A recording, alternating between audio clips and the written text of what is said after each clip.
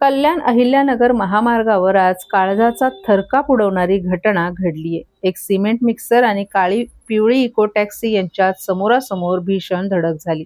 या अपघातात 11 प्रवाशांचा मृत्यू झाल्याची प्राथमिक माहिती समोर आली आहे। हा अपघात इतका भीषण होता की इको कारचा अक्षरशः चक्काचूर झाला असून गाडीचा सांगाडा ओळखणेही कठीण झाले।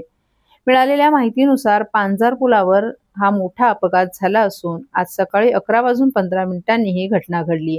इको गाडीतून मुरबाडमधील काही रहिवासी कल्याणला जात होते। याच दरम्यान पांझर पुलावर हा अपघात झाला।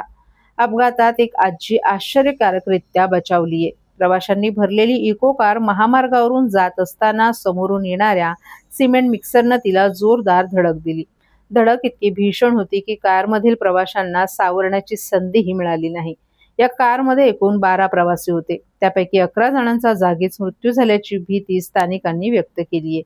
तर एक जण गंभीर जखमी झाला असून त्याच्यावरही स्थानिक रुग्णालयात उपचार सुरू आहे। अपघाताचा आवाज ऐकताच परिसरातील स्थानिक नागरिकांनी मदतीसाठी घटनास्थळी धाव घेतली। चक्काचूर झालेल्या कारमधून मृतदेह बाहेर काढण्याचं काम स्थानिकांनी अत्यंत जड अंतकरणानं केलं। टिटवाळा पोलिसांनी तातडीनं घटनास्थळी पोहोचून तपास सुरू केलाय। पोलिसांनी मृतांचा अधिकृत आकडा अद्याप जाहीर केला नसला तरी मृतांची संख्या वाढण्याचीही भीती व्यक्त होते। हा अपघात नेमका कशामुळे झाला, चालकाचा ताबा सुटला की वेगाचा अतिरेक नडला हे अद्याप समजू शकलं नाही। टिटवाळा पोलीस या प्रकरणाचा अधिक तपास करत असून अपघातग्रस्त वाहने रस्त्यावरून बाजूला करण्याचं काम युद्धपातळीवर सुरू करण्यात आलं। या भीषण अपघातामुळे महामार्गावरील वाहतुकीवरही काही काळ परिणाम झाला होता।